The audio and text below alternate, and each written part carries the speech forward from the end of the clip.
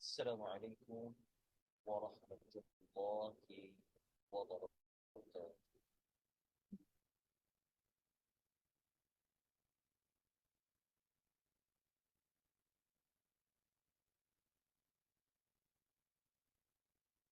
بسم الله الرحمن الرحيم. إن الحمد لله نحمده ونستعينه ونستغفره ونعوذ بالله من شرور أنفسنا ومن سيئات أعمالنا. من يهده الله فلا مضل له ومن يضلل فلا هادي له. وأشهد أن لا إله إلا الله وحده لا شريك له وأشهد أن محمدا عبده ورسوله. يا أيها الذين آمنوا اتقوا الله حق تقاته ولا تموتن إلا وأنتم مسلمون. فإن أصدق الحديث كتاب الله وخير الحديث حديث محمد صلى الله عليه وسلم وشر الأمور محدثاتها وكل محدثة بدعة وكل بدعة ضلالة وكل ضلالة في النار. أما بعد. Muslimin dan muslimat rahimani wa rahimakumullah.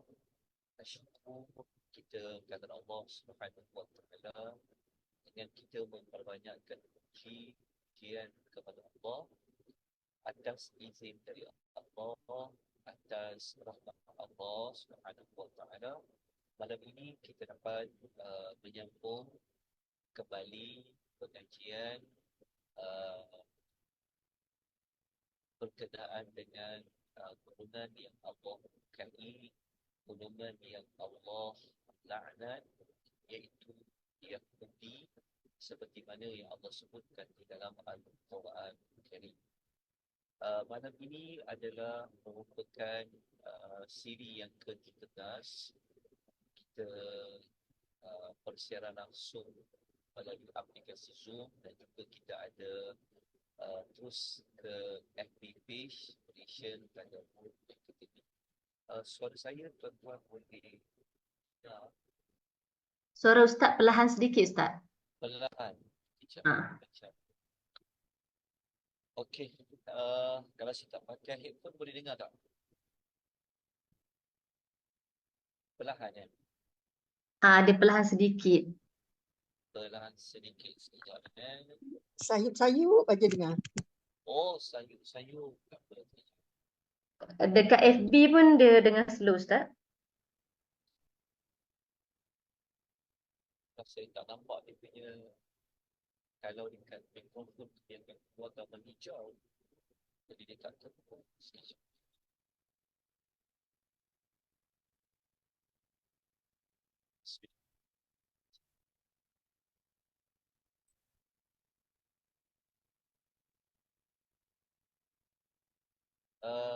Masih sayup-sayup ke?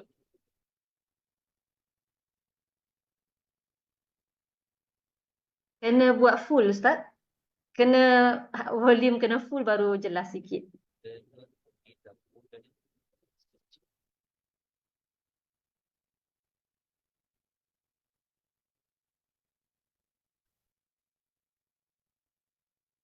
Suara jelas tak? Dengar tak?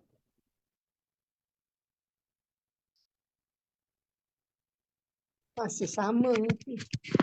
Masih sama ya? Saya Masih sikit sama. hujung je dengar. Ustaz pun ada macam sangkut-sangkut sikit. Kak rasa line Ustaz. Line Ustaz kot. Sebab tadi nampak naik merah line Ustaz. Oh, merah pula. Sekejap ya. Allah salli wa sallim. Baik.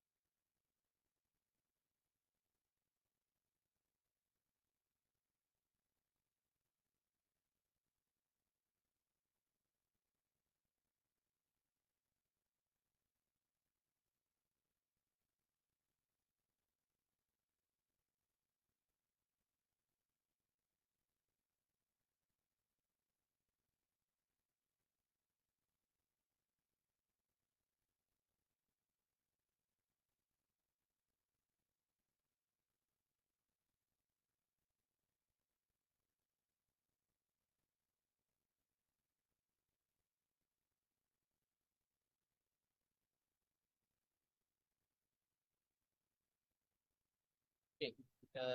Saya tak dengar kan? Sayup-sayup kan? Saya tapi masih boleh dengar lah Ustaz. Okey lah Ustaz. Cuma slow sikit. Se-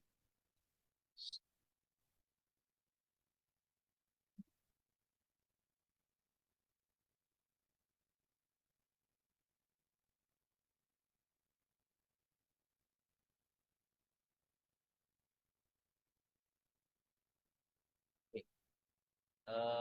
Perlahan lagi ya.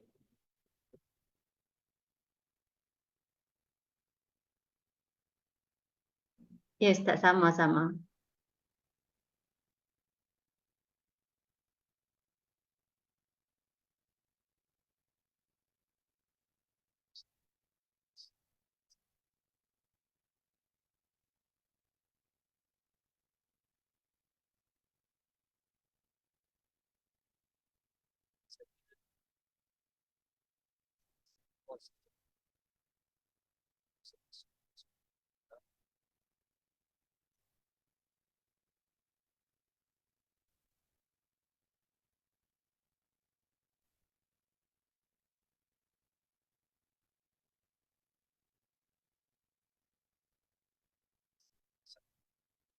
Saya masuk.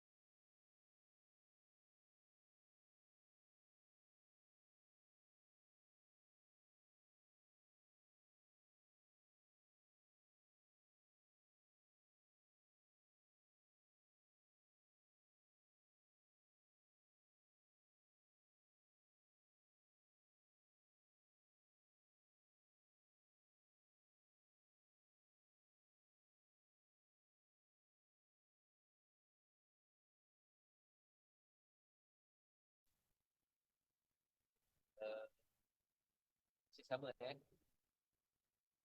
Sama Ustaz. Tak apa Ustaz, tapi boleh dengar.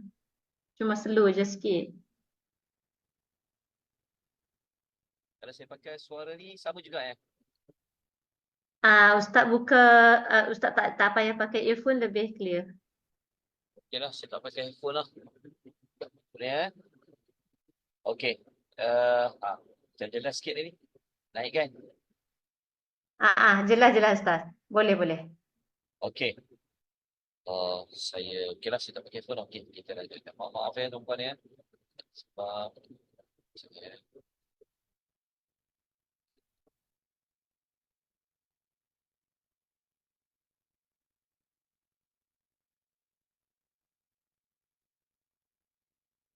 okey, dah boleh dengar ya.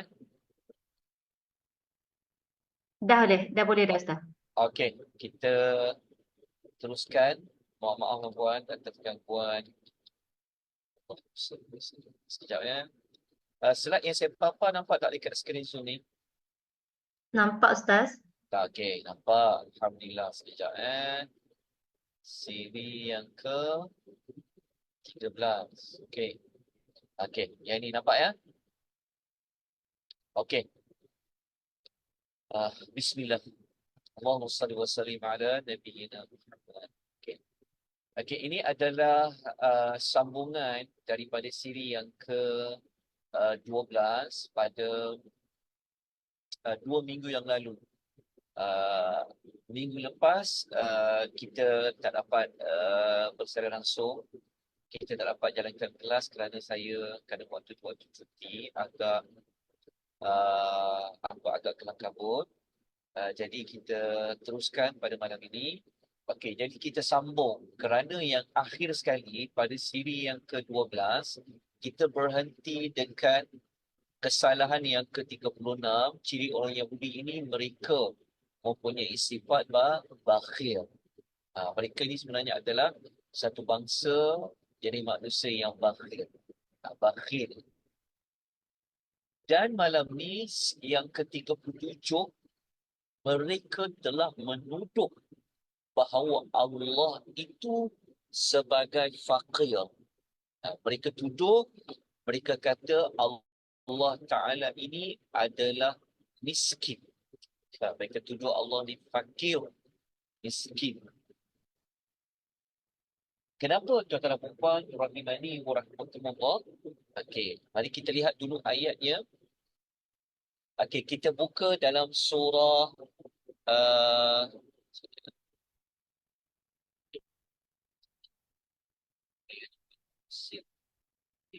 kalau kita buka dalam surah Ali Imran, okay, Ali Imran, surah nombor 3 ayat 181, muka surat nombor 74.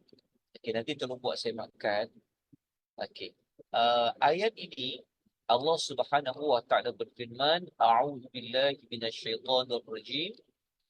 Laqad sami'a Allahu qawla alladhina qalu inna Allaha faqirun wa nahnu aghniya. Dekat sinilah ayat dia. Qalu, iaitu orang Yahudi itu mereka berkata, okay, tengok pada terjemahan dia. Sesungguhnya Allah telah mendengar perkataan orang. Orang dekat sini siapa? Qaulal ladina. Orang dekat sini adalah merujuk kepada orang Yahudi yang berada di Madinah pada zaman Nabi sallallahu alaihi wasallam. Jadi orang Yahudi dekat Madinah itu pada zaman Rasulullah sallallahu alaihi wasallam mereka telah mengatakan, mereka kata innallaha, sesungguhnya Allah itu faqirun, miskin, wa nahnu aghniya, tetapi kami ini kaya. Mereka kata Allah tu miskin, tetapi mereka itu kaya. Okey. Kenapa boleh timbul tuduhan seperti ini terhadap Allah? Kalau kita merujuk dalam tafsir Al-Quranul Azim, Al-Imam Ibn Kathir telah menukilkan satu riwayat daripada Ibn Abbas radhiyallahu anhu.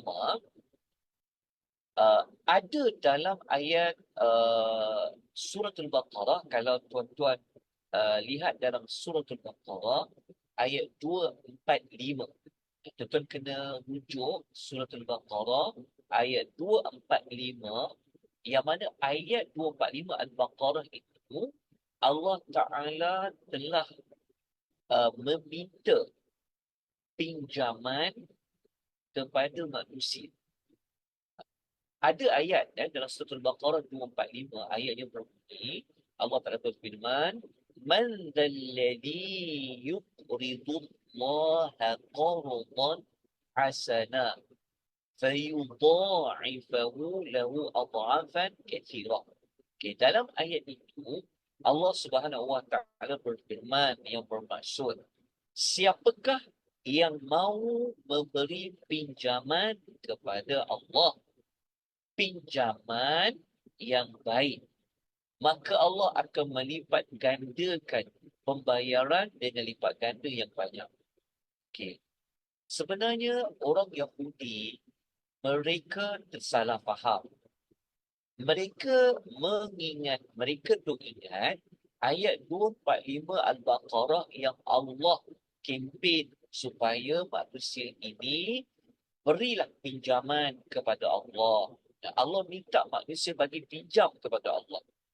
Jadi mereka duk ingat Allah Ta'ala ni tak ada harta. Allah Ta'ala ini miskin. Sebab itu Allah Ta'ala ajak manusia supaya memberi pinjaman kepada Allah. Itu di antara sebab kenapa orang Yahudi boleh mengatakan seperti mana surah Ali Imran ini, mereka mengatakan Allah Ta'ala itu miskin. Sebenarnya kita memahami Allah mengajak manusia memberi pinjaman kepada Allah bukan kerana Allah Ta'ala itu miskin. Allah itu tidak miskin. Allah itu ghani. Allah itu maha kaya. Tetapi Allah Ta'ala, cara Allah Ta'ala nak memahami manusia, maka Allah Ta'ala gunalah konsep macam pinjam. Sebenarnya Allah Ta'ala mengajak kepada manusia supaya apa? Supaya infakkan harta, derma. Tapi orang Yahudi, berdasarkan ayat 245 tu, maka mereka telah menuduh Allah itu miskin. Justru itu, Allah Subhanahu Wa Ta'ala pun menurunkanlah ayat surah Ali Imran 181 yang kita pelajari pada malam ini. Itu di antara punca kenapa orang ini mengatakan Allah miskin. Maka apabila ayat ini turun, Allah Ta'ala telah membongkarkan sikap orang Yahudi itu yang telah buat kecaman kepada Allah.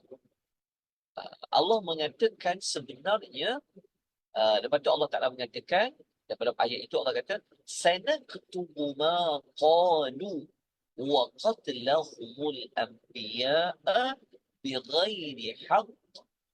Allah Ta'ala menyebutkan, kami akan tulis perkataan mereka itu. Maksudnya, apa yang mereka telah kata kepada Allah itu miskin, maka Allah Ta'ala catat perbuatan itu. Untuk nanti apabila ada bukti catatan itu berlaku, mereka kata begitu kepada Allah, nanti akan digunakan catatan itu untuk memberi azab kepada mereka. Lepas tu Allah Ta'ala selitkan sekali. Bukan sekadar perkataan mereka yang teruk kepada Allah, bahkan perbuatan mereka yang pernah membunuh para nabi dengan tanpa ada alasan yang benar. Okay, tuan-tuan, ayat ini Allah Ta'ala sebut kepada orang Yahudi dekat Madinah. Tetapi kenapa Allah Ta'ala masukkan sekali dosa mereka yang lain, mereka membunuh para nabi? Kalau kita kembali merujuk kepada sejarah, tak ada orang Yahudi dekat Madinah itu yang bunuh para nabi, betul tak? Tak ada kita dengar kisah mereka membunuh nabi. Nabi apa yang mereka bunuh? Orang Yahudi Madinah ni. Tetapi sebenarnya Allah Subhanahu Wa Ta'ala nak menyebutkan dosa nenek moyang mereka yang pernah membunuh para nabi. Okey, kita pernah belajar sebelum ini, kalau kita masih ingat, kita pernah lalui dekat kesalahan nombor 8. Kalau kita masih ingat, dekat kesalahan nombor 8, kita pernah pelajari di antara dosa orang Yahudi ini, mereka membunuh sesuka hati. Kita pernah belajar pada nombor 8. Tapi kenapa Allah Ta'ala nak menyebut seolah-olah orang Yahudi ni, Yahudi Madinah itu membunuh para nabi? Ini disebutkan adalah mereka orang Yahudi di Madinah ini, walaupun mereka tak membunuh para nabi, tetapi mereka tidak mengingkari, mereka tidak mengecap tindakan nenek moyang mereka yang terdahulu yang membunuh para nabi. Jadi oleh kerana mereka tidak mengecam, mereka seolah-olah seperti bersetuju dengan tindakan nenek moyang mereka. Oleh kerana itulah Allah menganggap mereka itu seperti membunuh para nabi. Dan ayat yang berikutnya Allah mengatakan, potongan ayat yang berikutnya Allah menyebutkan, وَنَقُولُ ذُوقُوا عَذَابَ الْحَرِيقِ. Allah mengatakan, dan kami akan kata kepada mereka nanti, waktu mereka masuk dalam api neraka, Allah akan kata, rasakanlah kamu akan azab dia sentiasa membakar. Allah murka sangat ni kepada orang Yahudi ini. Sehingga Allah kata nanti waktu mereka nak dimasukkan dalam neraka, akan dikatakan kepada mereka, akan ditorture emosi mereka, perasaan mereka tentang apa? Azab api neraka yang sesa membakar. Okey, jadi kita dah jelas kan apa kesalahan yang ke-37 pada malam ini. Sudah saja itu di okey. Bukan sekadar mereka mengatakan Allah ni miskin, bahkan mereka juga mengatakan Allah ini kedekut, Allah ini bakhil, Allah ini kikir, Allah ini kedekut. Kesalahan yang ke-38 ini kita boleh temukan dalam surah Al-Ma'idah, ayat nombor 64 ke surah 118. 118.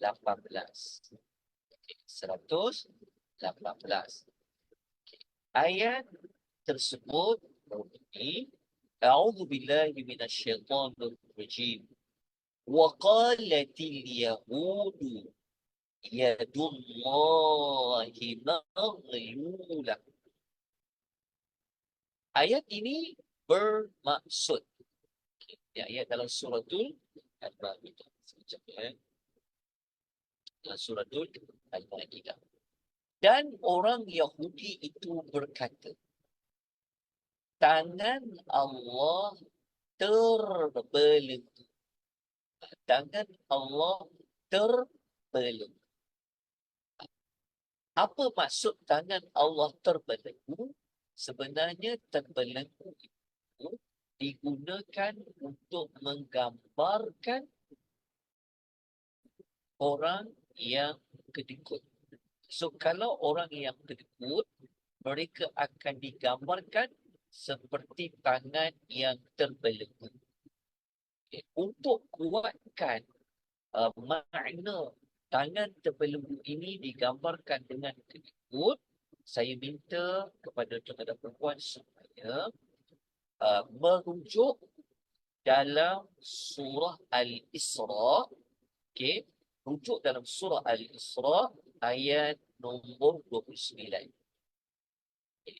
Kalau kita buka dalam surah Al-Isra ayat nombor 29, Allah Subhanahu wa taala pernah memerintahkan kepada kita supaya kita jangan bakhil, dengan Allah menyebutkan wala taj'al yadaka maghlulatun ila 'unuqika.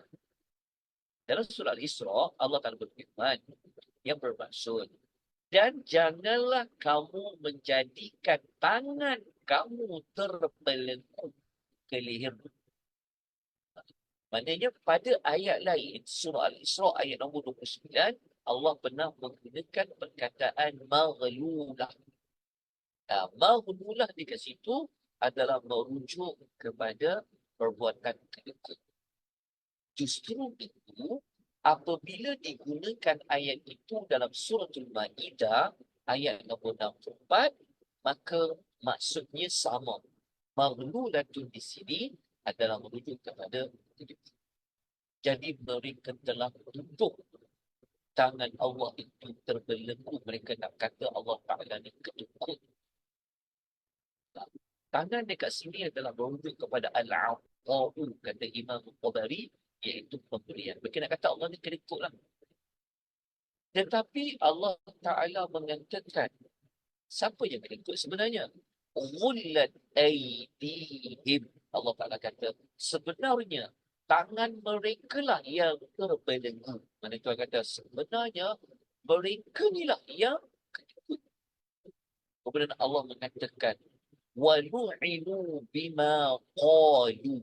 Allah mengatakan, dan mereka pula telah dilaknat dengan sebab apa yang telah mereka katakan itu kepada Allah.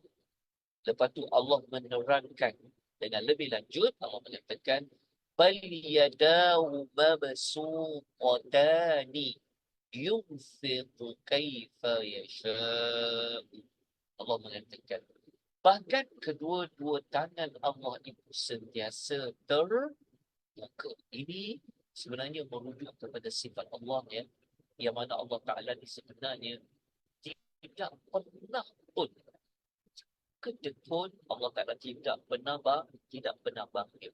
Bahkan Allah Ta'ala ini sifatnya adalah terbuka, pemurah.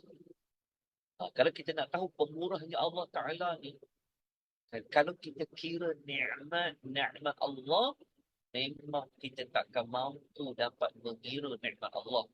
Seperti mana, ini kena ambil ayat lain dalam Quran untuk mengukuhkan apa yang Allah sebut tentang kedua-dua tangan Allah itu sentiasa terbuka.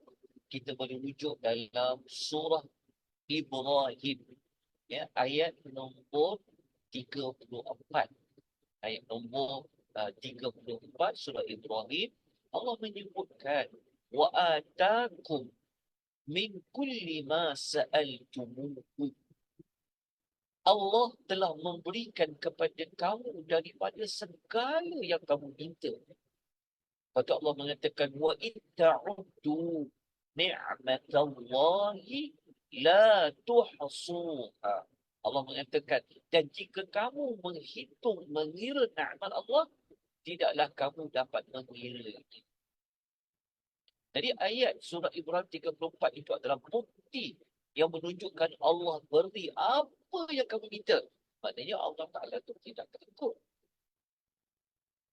Pemberian Allah ini luas. Kurniaan Allah ini banyak. Sampaikan Allah kata, seandainya kamu mengira nikmat-nikmat Allah, kamu tidak akan dapat mengira. Dan Allah mengatakan lagi, dan dia memungkinkan nikmat. Apa saja yang Allah nak beri kepada manusia ini adalah berdasarkan kepada apa yang Allah kehendaki. Jadi ayat ini telah menunjukkan, telah memberikan kepada kita pengetahuan, kita dapat mempelajari tentang sikap orang-orang yang dalam ayat ini Allah sebut mereka telah dilaknat. Dilaknat ini maksudnya Allah Ta'ala sendiri menyatakan mereka ini dijauhkan daripada mendapat rahmat dari Allah. Sebab itu kalau sebut laknat, lawan dia adalah rahmat. Kalau manusia laknat berbeza dengan Allah berlaknat. Allah sendiri berdoa, Allah sendiri telah menyebutkan mereka telah dilaknat, dijauhkan daripada mendapat rahmat Allah dengan sebab kata-kata mereka terhadap Allah.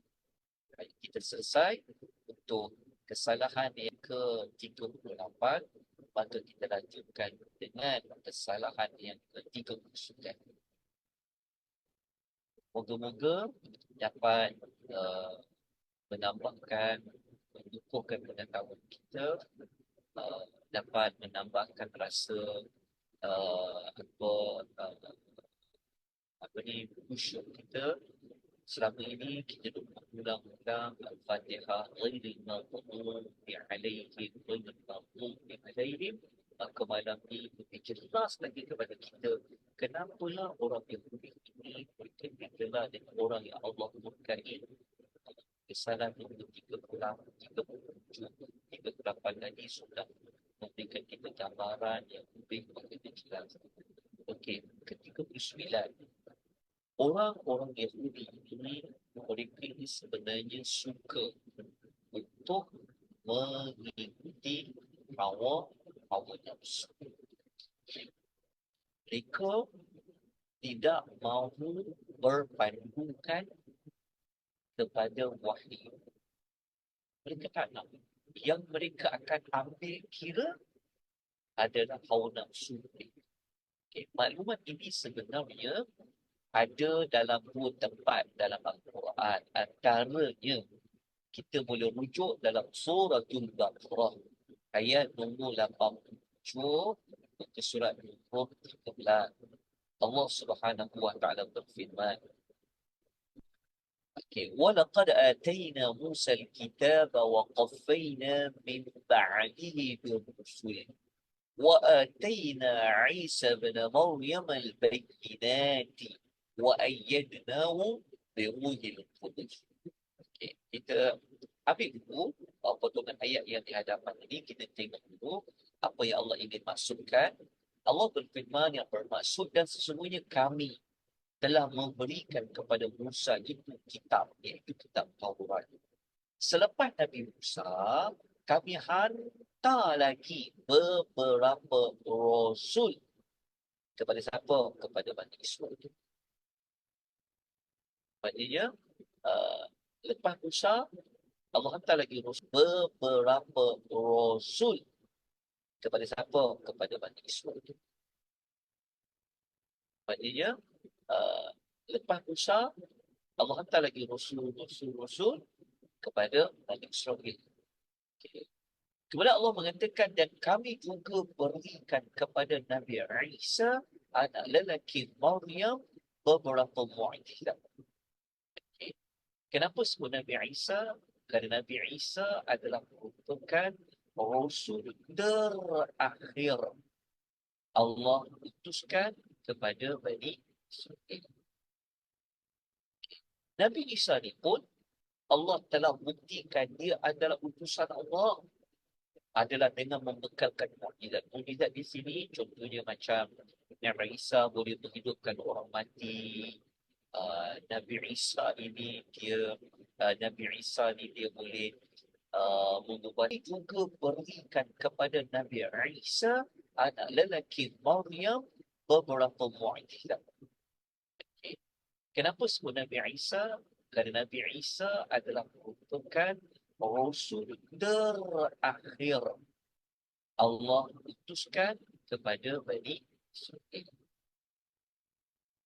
Nabi Isa ni pun Allah telah buktikan dia adalah utusan Allah, adalah dengan membekalkan mukjizat. Mukjizat di sini contohnya macam Nabi Isa boleh menghidupkan orang mati. Nabi Isa ni dia boleh mengubati orang yang ada penyakit sopa, orang yang buta, ada beberapa lagi mukjizat yang lain. Jadi dalam masa itu juga Allah mengatakan, dan kami teguhkan kebenaran bahawa Nabi Musa itu adalah hamba Allah, adalah utusan Allah, dengan Ruh Kudus, iaitu malaikat Jibril.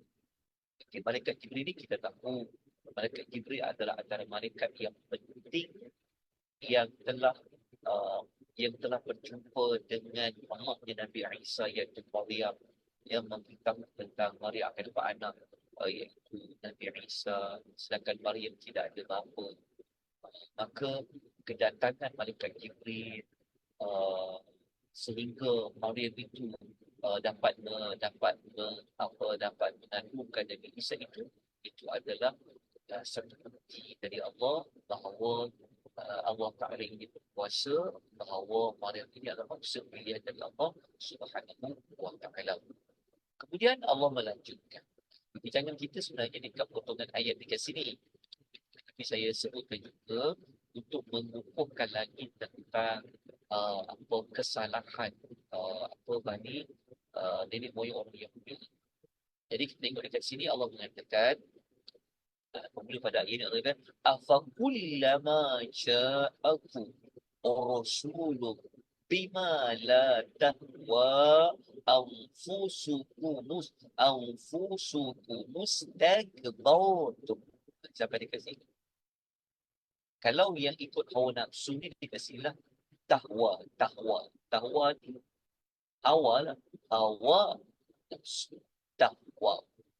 Okay, kita tengok apa yang Allah nak memberitahu kepada kita tentang orang yang ini.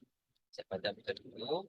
Ya Allah Ta'ala maksud dia, maka patut ke setiap kali datang kepada kamu seorang rasul, yang mana setiap rasul yang datang tu dia akan membawa bukti bahawa mereka ini adalah utusan Allah.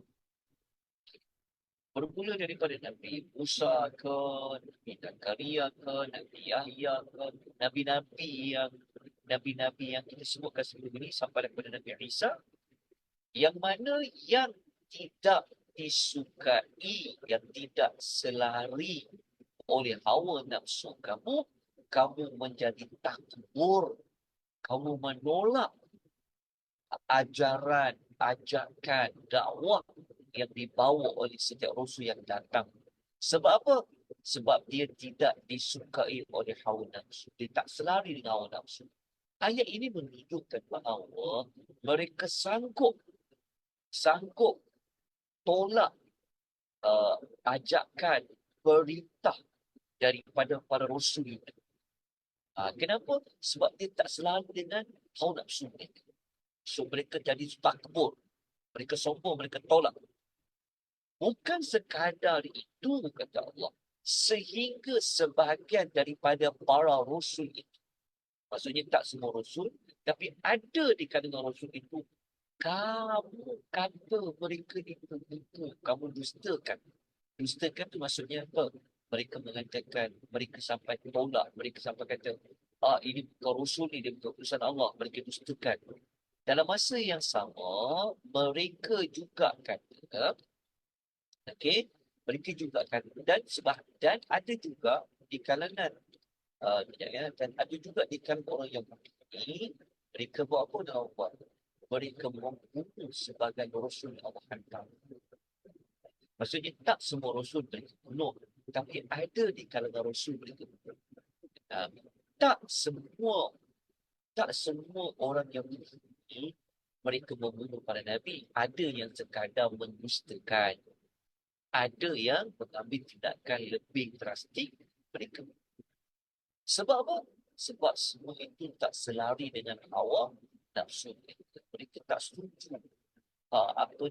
Wahyu yang Allah turunkan itu, ajaran-ajaran yang dibuat kepada Rasul itu. Sebab apa puncanya? Kerana tak selari dengan hawa nafsu. Menyebabkan jadi apa? Sombong, ada yang dustakan, tak kesibul, dan ada yang sanggup. So dalam masa yang sama ni, kerana hawa nafsu tu muncul pula 3 pula dosa lain. Iaitu apa? Takbur, istakbar tu. Kalau kita nak catat, disebabkan tak ikut hawa nafsu ni, kerana mereka penting hawa nafsu, mereka jadi istakbar tu. Ini kesalahan juga dosa yang lain. Lepas tu kan betul mereka sanggup mendustakan para rasul, menolak kerasulan itu. Dan sampai mereka takut dibunuh. Mereka puncanya apa? Kerana la taqwa anfus. Okey. Jelas tentang ayat ini. Okey, kita ambil satu lagi, saya nak bawa satu lagi ayat yang lebih kurang sama perbahasannya. Kita tengok dekat surah Al-Ma'idah. Okay, ayat yang ke-70, surat 119. Okay, ayat ini. Ya. Ayat ini 119 ni kita bacakan. Okay. Sebenarnya ayat yang saya baca mula tadi ni, ayat yang 87 Al-Baqarah ni, sebenarnya kita pernah lalui ayat ini ketika mana membincangkan kesalahan nombor 9. Kita kena tengok balik. Dekat kesalahan nombor 9, kita pernah baca ayat 87 surah Al-Baqarah ni. Tapi ketika kita baca waktu ini, kita lebih tekankan kepada mereka mendustakan dan membunuh para rasul. Kita tidak menekankan perbahasan tentang mengikut hawa nafsu. Jadi malam ni, kita keluarkan balik ayat yang sama, tapi kita tekankan kepada mengikut hawa nafsu. Satu lagi ayat lain yang boleh kita rujuk adalah ayat 70 dalam surah Al-Ma'idah. Surat 119, ayat ini boleh ditemukan di dalam Al-Quran. Apa yang Allah kata? Laqad akhadna mithaqa bani Israil wa arsalna ilaihim rusula. Tengok terlibat ni. Sesungguhnya kami telah mengambil perjanjian taat setia. Mengambil perjanjian daripada Bani Israil. Maksudnya apa? Perjanjian apa? Sebelum ini kita dah belajar awal-awal. Maksudnya Bani Israil telah berjanji untuk taat Allah, untuk tauhidkan Allah, untuk ikut perintah Allah, untuk ikut apa saja yang ada dalam kitab-kitab mereka, taat kepada Rasul. Itu perjanjian telah diambil. Dan kami telah utuskan kepada mereka beberapa rasul. Di sini menunjukkan pada surah ini Allah telah hantar ramai rasul. Bukan rasul saja, tapi ramai rasul. Okay. Rasul itu siapa? Ayat yang kita baca tadi, Al-Baqarah 89 tadi, tahu dah. Tanya Nabi Musa, selepas Nabi Musa tu ada beberapa rasul, termasuklah Nabi Isa. Tetapi setiap kali datang seorang rasul kepada mereka dengan membawa apa yang tidak disukai. Kita baca ayat tu, kullama ja'ahum rasulun bima la tahwa anfusuhum fariqan kadzabu wa fariqan taqwa. Yang tak disukai oleh hawa nafsu mereka, mereka dustakan rasul itu, dan sebagainya lagi mereka. Jadi saya baca sekali lagi nak menekankan tentang sikap orang Yahudi ini. Mereka memiliki hawa nafsu. Jadi kalau ikut hawa nafsu, maka mereka nak ikut jalan mana? Sudah pasti mereka tidak mengikuti jalan yang sebab itu Allah panggil mereka dengan al-maghdub alaihim. Kita bayangkan ni, sampai dekat surah Al-Ma'idah ni, kan Allah masih lagi menjelaskan tentang manusia yang kita doa tiap kali dalam Al-Fatihah itu. Okay. Kita lanjutkan lagi kesalahan yang keempat. Okay. Kesalahan 40 ni sebenarnya kita pernah sebut secara tidak langsung sebenarnya. Dan saya letakkan secara langsung supaya tak tertinggal lah. Lepas tu sebenarnya kesalahan 40 ni kita pernah bincang waktu kita belajar kitab Taurat dulu. Tapi saya kena ulang kembali sebab kemungkinan ada yang tak ikut silibus maupun kita belajar tentang kitab Taurat dahulu. Jadi saya letakkan kembali, jadikan nampakkan dengan lebih jelas lagi banyaknya kesalahan orang Yahudi ini. Maka saya letaklah secara langsung pada malam ni dekat nampak. Okey, kenapa saya kata secara tak langsung kita pernah sebut? Kerana dalam masa ingat waktu kita bincang tentang orang Yahudi ini, mereka bangga menjadi Yahudi dekat kesalahan nombor 14, kan masih ingat. Waktu kesalahan nombor 14, orang Yahudi ini mereka bangga jadi seorang Yahudi seolah-olah mereka nak mengatakan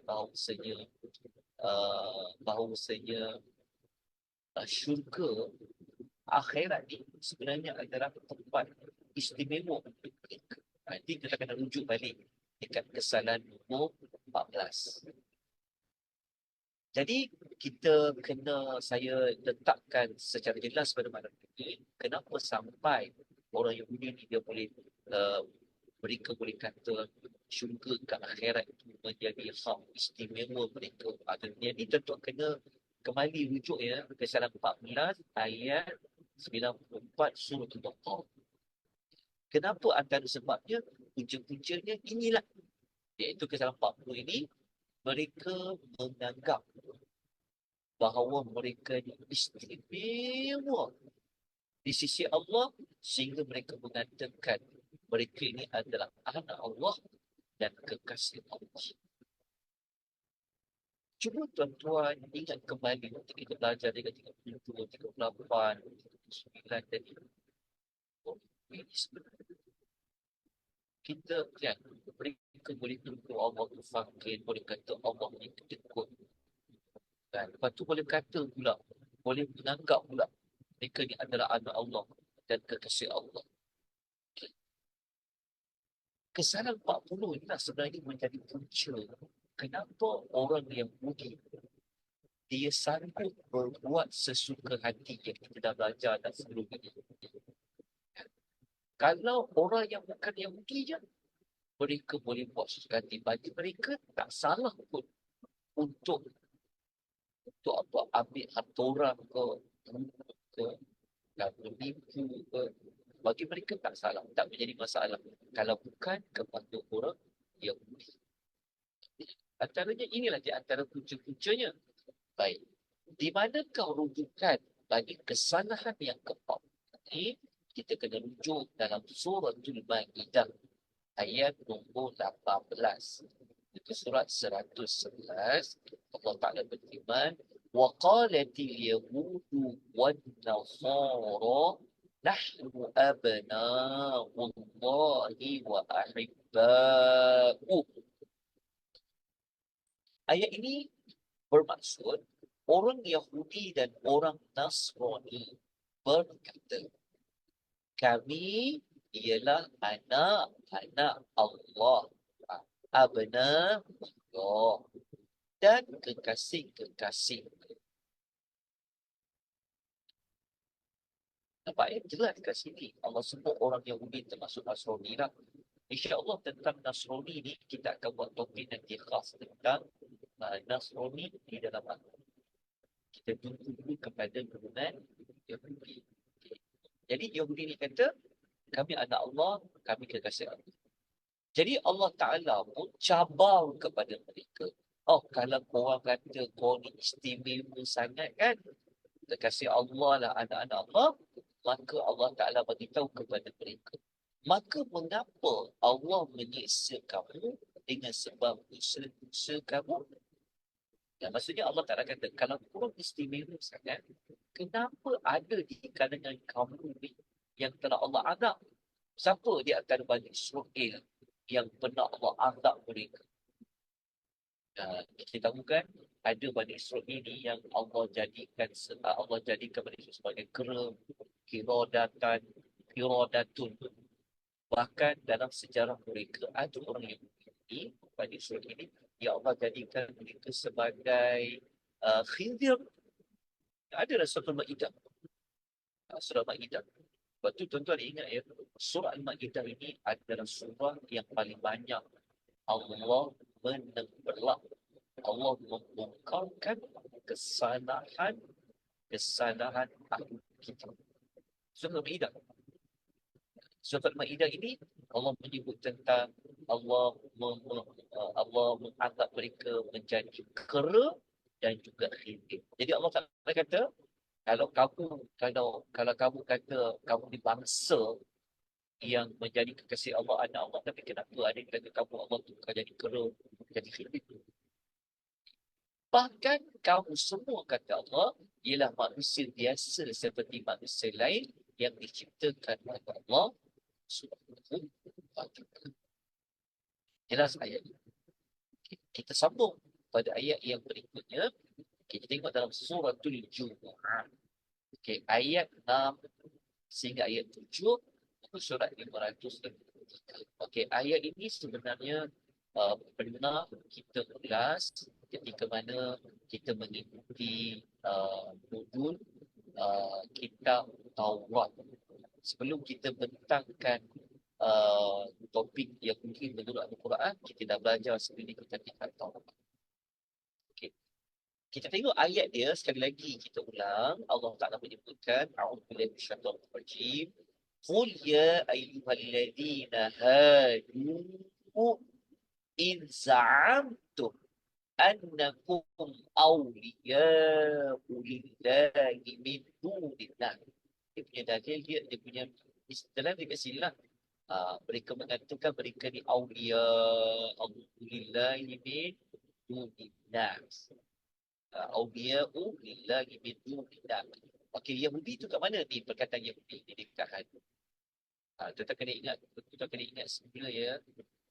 Sebelum ini kita pernah belajar dekat siri yang mula-mula sekali.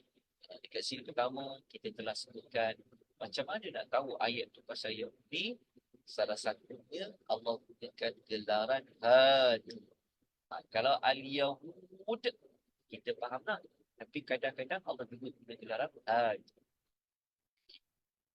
Kita tengok dekat ayat ni apa dulu makna. Katakanlah wahai Wahai orang Yahudi, jika kamu menganggap bahawa kamu sahaja orang yang dikasihi oleh Allah. Ayat ini jelas menunjukkan orang Yahudi Madinah. Mereka mengatakan bahawa mereka ni adalah orang yang dikasihi oleh Allah. Maka Nabi cabarlah kepada mereka. Kalau kamu kata kamu ni manusia yang Allah kasihi, maka cubalah kamu minta mati. Cuba minta mati. Kalau kamu kata kamu terkasih Allah, kamu minta mati supaya kamu nampak nanti kalau kamu dah mati, kamu suka ke? Allah bagi kamu nikmat ke? Jika kamu orang yang benar mendakwa kamu ini adalah awliya'u lillah. Tapi adakah orang Yahudi ni mereka nak minta mati, mereka sangka ke nak mati? Al-Quran memberitahu wala Allah kata wala yatamannawnahu abadan bima qaddamat aydihim. Allah Taala mengatakan mereka ni selama-lamanya tidak akan harap untuk mati. Sebab apa? Sebab mereka tahu siapa yang mereka tahu. Ya, kita dah tentang ayat ini. Kita dah buat rahimani wa rahimah. Orang Yahudi ni memang takkan nak mati punya sebab apa? Sebab mereka ni adalah sifat tamak pada dunia. Nanti kita dah pernah bincang sebelum ini. Jadi kita jelaskan dengan yang berikutnya, yang ke-41. Setakat ni tuan-tuan dan puan, jelas ke? Boleh faham ke? Jelas Ustaz. Suara saya jelas ke? Jelas Ustaz. Kita tengok yang ke-41. 41, mereka menganggap Nabi Ibrahim alaihi salatu wassalam seorang Yahudi. Orang Yahudi ni sekejap mereka mereka taumah Nabi Allah Ibrahim. Masih ingat lagi tak sebelum ni kita pernah pelajari tentang nombor berapa mereka pernah sebut tentang Nabi Ibrahim. Sekejap kita pernah belajar tentang Nabi Ibrahim ni masa kesalahan nombor 27. Mereka membenci agama Nabi Ibrahim. Bukan mereka cakap secara terus terang mereka benci agama Nabi Ibrahim ni, membenci Nabi, tapi apabila mereka membenci Nabi Muhammad, bermakna mereka membencilah Nabi Ibrahim. Sebab akidah yang dibawa, agama yang dibawa oleh Nabi Muhammad SAW adalah akidah yang sama yang dibawa oleh Nabi Ibrahim. Itulah maksud dia ketika kita membincangkan kesalahan yang kedua. Jadi kesalahan 41 ni, orang yang ini berkira-kira sangat untuk menggunakan nama Nabi Ibrahim. Sehingga kan mereka kata Nabi Ibrahim itu geng kami. Nabi Ibrahim yang adalah Yahudi, kami ni ikut agama Yahudi ni, agama Nabi Ibrahim lah. Jadi mari kita tengok ayat yang bagi kesalahan 41 ni kita boleh temukan dalam surah Al-Baqarah, ayat nombor 104 ke surat nombor 21. Ayat ini menunjukkan Allah Ta'ala berfirman, Am taquluna inna Ibrahim wa Ismail wa Ishaq wa Ya'qub wal asbaq kanu hudan aw nasara. Atau patutkah kamu mengatakan sesungguhnya Ibrahim, Ismail, Ishaq, Ya'qub dan anak cucunya mereka semua ialah orang yang Yahudi. Sebenarnya kita boleh tambah dekat sini, kita boleh baiki dekat kelas yang ada sini, bukan sekadar Nabi Ibrahim, menganggap siapa? Nabi Ibrahim dan keturunannya adalah Yahudi. Dahsyat diorang. Ini menunjukkan bahawa mereka mengagungkan Nabi-Nabi itulah. Jadi Allah Ta'ala kata, korang semua gunakan kamu. Nabi Ibrahim, Ismail, Ishak, Yaqub. Lepas tu keturunan Nabi Yaqub ni, semua tu adalah Yahudi. Ataupun Nasrani. Tapi kita nak pandang Yahudi. Ayat ni jelas menunjukkan mereka mengatakan Nabi Ibrahim dan keturunannya adalah orang Yahudi. Jadi cara nak bantah dakwaan itu, maka Allah minta kepada Nabi dengan mengemukakan ucap. Allah kata, Qul. Dia kata, Qul. Katakanlah Muhammad. Jawab Muhammad. Bantah mereka. A'antum a'lamu amillah. Apakah ini saya saya tak sempat dan tulis ni kan akal maksudnya apakah saya kena baiki lah. Apakah kamu lebih mengetahui tentang mereka ini Yahudi atau Allah yang lebih tahu? So jawapan dia, tanya kepada mereka Muhammad, siapa yang lebih tahu agama Nabi Ibrahim, Ismail, Ishak, keturunan ni? Kamu ke Allah? Lepas tu Allah Ta'ala kata lagi, وَمَنْ أَظْلَمُ مِمَّنْ كَتَمَ شَهَادَةً عِنْدَهُ مِنَ اللَّهِ. Allah beritahu, dan siapakah yang lebih zalim? Muhammad cakap kepada mereka, siapa yang lebih zalim berbanding dengan orang yang menyembunyikan saksi yang telah diberikan Allah kepadanya? Maksudnya Allah Ta'ala nak kata macam ni. Allah kata, sebenarnya orang yang berdiri, mereka kita. Mereka tahu sebenarnya Nabi Ibrahim bukan yang berdiri. Sebab apa tahu? Sebab dalam sejarah, mereka tahu Ibrahim ni siapa. Kan? Ismail itu siapa. Mereka tahu. Nabi Yaqub ni siapa. Agama apa. Tapi mereka sembunyi. Tuhan kata, siapa yang lebih teruk dalam manusia-manusia yang paling teruk yang lebih zalim, disembunyikan bukti bahawa mereka tahu siapa tu Ismail, keturunan mereka agama. Betul Allah mengatakan, ingatlah, Allah tidak sama sekali lalai tentang apa yang telah kamu lakukan. Lakukan apa? Kamu sembunyikan fakta tentang sebenarnya Ibrahim itu bukan agama Yahudi. Keturunan dia bukan agama Yahudi. Kamu je yang berdakwa. So Allah tak akan terlupa, Allah tak akan terlepas pandang tentang apa yang telah kamu buat, apa telah kamu lakukan, kamu dakwa. Apa yang kamu telah jaja tentang Nabi Ibrahim dan keturunannya. Dalam ayat lain sebenarnya Allah ada menyebutkan bahawa Ibrahim itu satu. Ini kita kena tengok dalam surah Al-Imran ayat nombor 65 sampai 68. Surah nombor 68. Ayat ni kita pernah baca ketika mana kita belajar tentang kitab Taurat dan kitab begitu belakang lagi. Yang mana Allah menyatakan, ya ahlal kitab lima tuhajjuna fi Ibrahim wa ma unzilatit Taurat wal Injil illa min ba'di afala ta'qilun.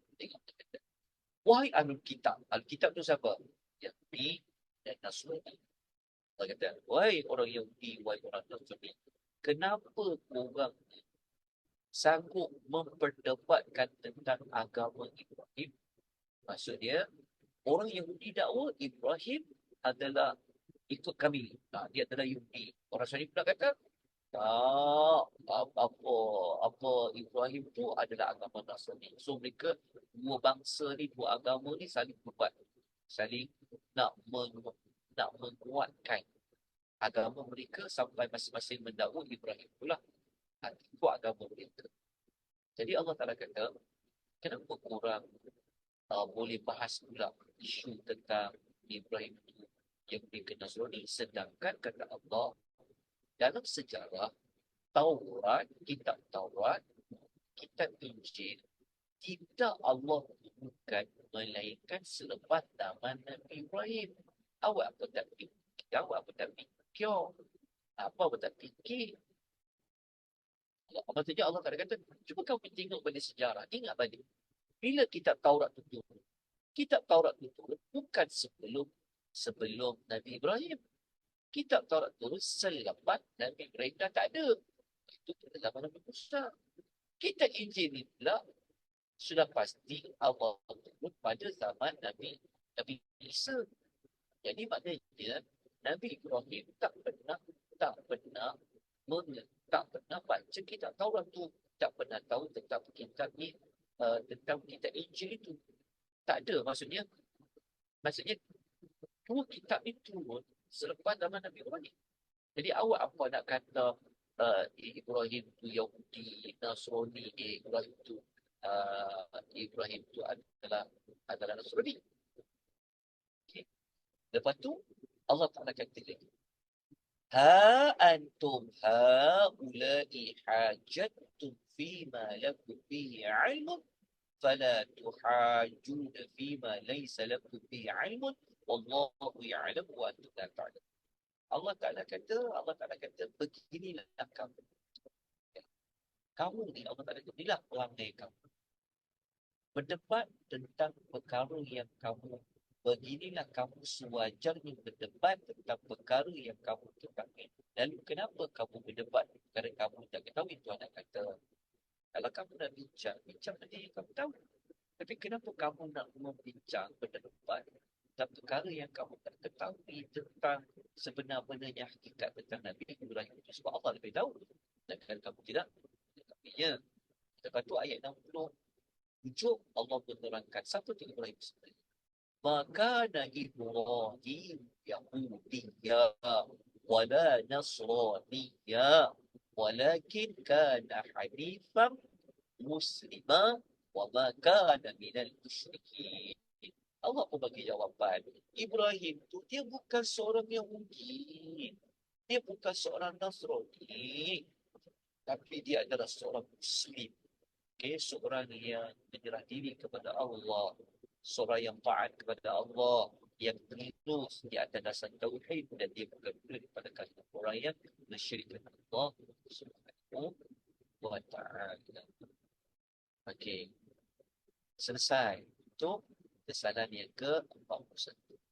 Dan sebenarnya saya ada bagi nombor 42 ni, cuma saya minta maaf terhadap perempuan. Ya, sebenarnya kesalahan 42 ni saya pernah bincangkan dekat kesalahan nombor 15. Saya semak sekali lagi tadi sebelum kelas bermula ni, saya semak balik rupa-rupanya saya dah bincangkan dah. Kita dah bincang kepada pada amalan nombor 15, tamak kepada kehidupan. Jadi saya tak nak ulang lah pada malam ni. Jadi yang ni tetap abaikan. Maksudnya nanti waktu kita belajar siri besok malam, insyaAllah kita sambung lagi. Kita akan mulakan dengan kesalahan nombor 40. Jadi 42 dalam tahun pun ni kita abaikan. Sebab kita dah belajar dekat serta pahaman perempuan, kerana saya tidak menyimak. Sebab biasa kalau saya berputar, saya dah semak dah. Kan, supaya tak bertindan dengan kesalahan sebelum ni. Cuma maklum, saya mesti jaga keuangan. Jadi sebelum kelas tadi, biasanya saya setengah jam, saya akan baca kembali. Inilah cara persediaan untuk belajar kan. Walaupun kita dah masa sebenarnya waktu buat mental kita dah baca dah. Kita dah baca. Waktu kita pindahkan maklumat, kita dah dapat point. Jadi lepas tu kita ada tafsir, kita balik dapat. Namun, saya minta maaf ya, itulah saya nak kata saya terlepas mata. Jadi kita tak akan bincanglah. Jadi tamatlah kisah kita pada malam ni, iaitu sampai kepada kesalahan yang keempat. Oh, Alhamdulillah, Allah, kita dapat mengetahui uh, banyak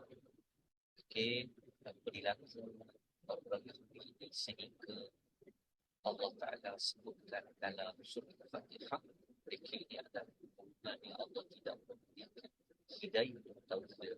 Mereka ini adalah ya, ada apa-apa persoalan tak? Pertanyaan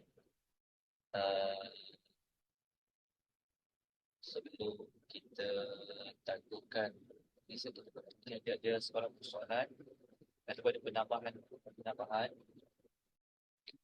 Kalau tiada, kita jumpa insyaAllah esok malam ya, insyaAllah. Okay, kalau KB tak ada soalan, kita jumpa insyaAllah esok malam. Kita sambung kesalahan yang keempat, insyaAllah. Jika berlaku penangguhan kelas, kita akan beritahu kepada dan minta maaf juga kepada saya beritahu adanya kelas akhir-akhir ini. InsyaAllah nanti kita akan baiki dari sudut berapa lama mendatang kelas ini, ada ke tak ada ataupun sebagainya, insyaAllah. Itu saya akan baiki rakaman kalau begitu.